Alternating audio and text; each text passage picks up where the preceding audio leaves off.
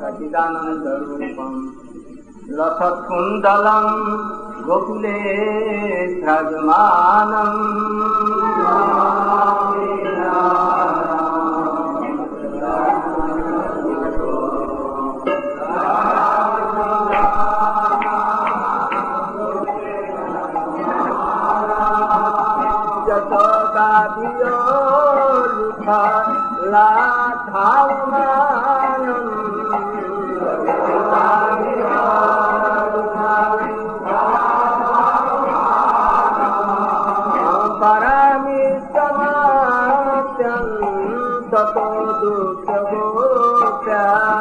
Om अज्ञानतिमिरन्धस्य ज्ञानाञ्जनशलाकया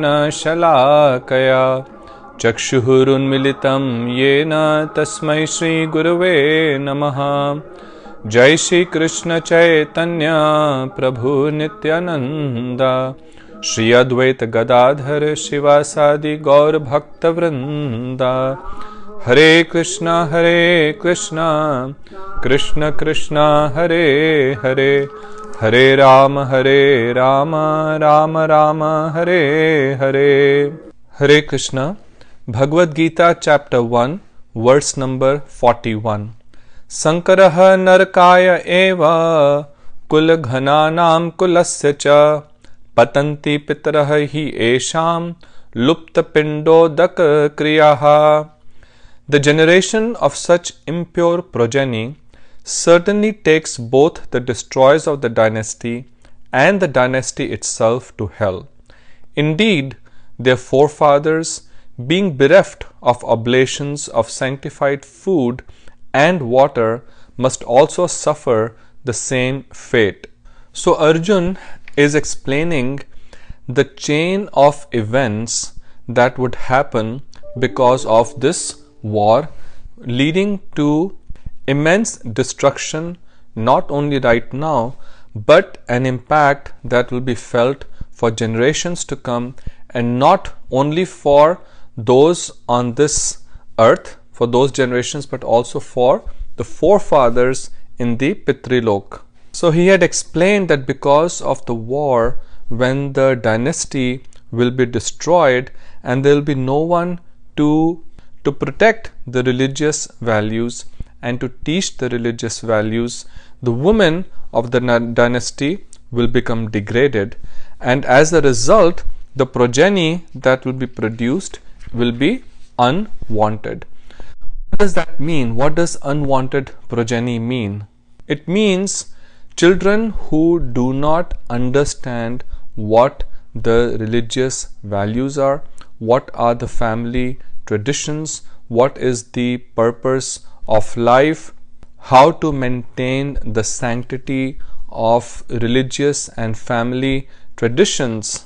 And when children are not trained in these, when they do not understand the importance of religious, moral, ethical and spiritual values and traditions, they certainly would not make any effort either to follow them, to maintain them, or to pass on to the next generation. And according to Arjun, such progeny will only lead to disaster.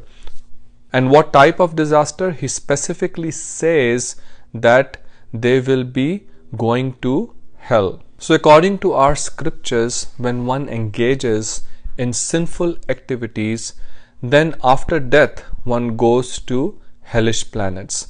When one engages in pious, charitable, religious activities, one goes to heavenly planets. But of course, as Krishna will explain later on in Bhagavad Gita, the purpose of Bhagavad Gita, the purpose of devotional life, the purpose of self-realization is to go beyond hell and heaven to the supreme abode of the Lord. That is the real purpose of life. But if we are not trained in spiritual understanding, in spiritual knowledge, then what to talk of the heaven and the spiritual abode? One is not even qualified to go to the heavens. Instead, one degrades down to hellish planets. Children are the future of society. If we want to save the civilization, even today as we see so much anarchy, so much problem all around us, if we want to seriously save our civilization, then we have to focus on educating children properly, giving them strong spiritual, moral, and ethical values. And this, of course, has to start with us first. Charity begins at home. As parents, if we follow the right path, if we are convinced of the importance of spirituality in our life, the importance of Bhagavad Gita and scriptural instructions in our life, and follow them, then this will also have a positive impact on our children. Actually, in previously, the parents would focus more on giving the right values to the children, not necessarily accumulating a lot of wealth and leaving a lot of wealth to them, because they knew very well that if the child is not trained properly in spiritual values, then all that wealth that they may leave, that entire estate that they may leave for the child as inheritance, the child or the children are going to squander away all that wealth and only going to misuse it for improper sinful activities and destroy the family's legacy. So more than leaving material wealth for our children, it is important that we leave them with spiritual wealth. So this, as parents, is our great responsibility. And as we discussed before, that even bringing the child into this world in a proper way is also the responsibility of the parents. Unfortunately, this is a great science that is not known today. But our scriptures very clearly explain that the consciousness in which the mother and father are when they conceive the child has a significant impact on the type of jiva, the soul that is going to take shelter of that womb and the child. Therefore, a sanskar called the Garbhadhan sanskar is performed before conceiving the child. And then when the child is in the womb, when the child has been conceived and is developing within the mother's womb, the mother is engaged in hearing Gita, Srimad Bhagavatam, in honoring Krishna Prasadam, in chanting the glories of the holy name, in chanting the holy name Hare Krishna, Krishna Krishna, Hare Hare, Hare Ram, Ram Ram, Hare Hare. And all of this activity, spiritual activity, ensures that the child imbibes spiritual values. Because as the child's brain is being built, and if that time the spiritual vibrations of the holy name are heard by the child, the brain will be spiritually nourished. We see the story of Bhakt Prahlad. He was in the womb of his mother Kayadu, and even though he was born to Hiranyakashipu, a great demon, but because while in the womb he heard Harikatha directly from the lotus lips of great devotee Narad Rishi, for hundreds and thousands of years he turned out to be the foremost devotee of the Supreme Lord. Even modern medical science today believes in this, that what the mother does during the time when she is carrying the child has a lot of impact, positive or negative, depending on what type of activity the mother is engaging in, what kind of music she is listening to, what kind of thoughts she is having, what kind of food she is eating, what kind of activities she is indulging in. All of this has a lot of effect on the child.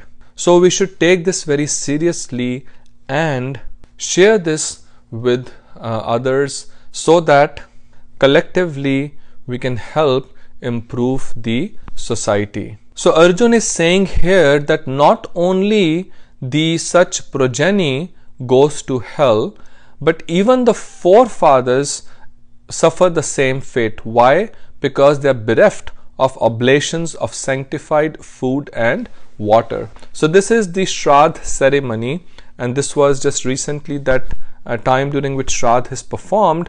And during Shraddh, the children, the family members, they give oblations of sanctified food and water, pind udakaha, to their forefathers who are in the Pitrilok, suffering because of all the karma that they performed while in this world.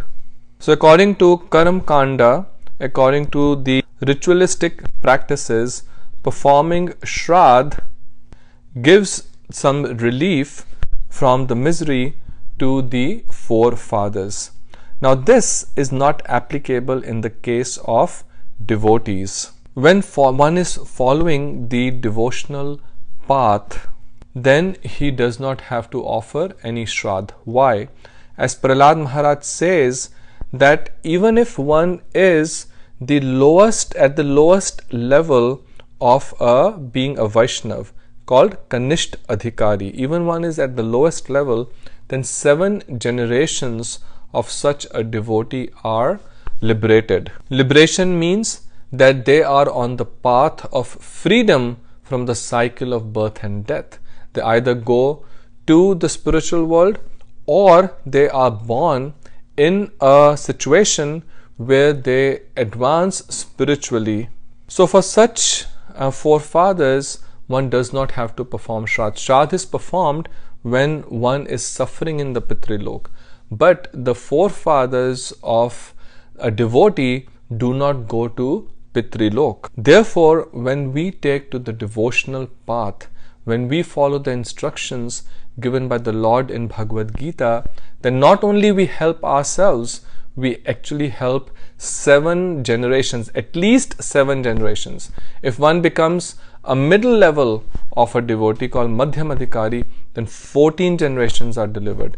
And one who becomes the highest level of a devotee called Uttam Adhikari, then 21 generations are delivered. This is true because this is given in our scriptures. Bhakt Prahlad himself is stating this in Srimad Bhagavatam. So, if we train our children in spiritual values, then we can see how much benefit is there for generations to come. Instead, if they become oblivious to religious value, they are not trained in them, then the destiny is only hellish.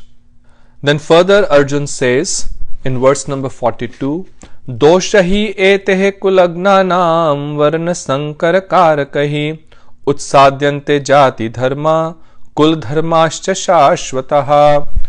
Due to the evil deeds of these destroyers of the dynasty, the teachings of religious principles which accord with timeless family traditions sink into oblivion. So he is again restating that because of this war, as the dynasty will be destroyed and evil practices will become rampant, the religious principles and the family traditions will be destroyed, they will sink into oblivion.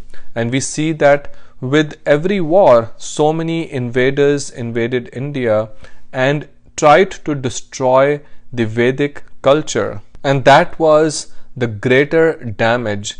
Them destroying certain buildings is not that of a damage, but the war leads to destruction of the religious values, the family traditions. That is a much grave, much more damage to a society. So we should make all the efforts possible to maintain what has been given to us by the Lord in the spiritual instructions of Bhagavad Gita. This is the month of Kartik, also called the month of Damodar, Lord Krishna. In this month, any spiritual activity that we do, the result is many times more. So if we chant the holy name, if you are already chanting, take a vow to chant more of the Mahamantra, Hare Krishna, Krishna Krishna, Hare Hare, Hare Ram, Ram Ram, Hare Hare. And especially either in the morning or in the evening, light a ghee lamp and offer it to the picture of Damodar, where Mother Yashoda is binding Krishna with a rope, along with the singing of Damodar Ashtakam. And have your children sit and participate with you in the evening prayers, and the children spending the 10, 15, 20 minutes with you every evening praying will have so much beneficial effect of this.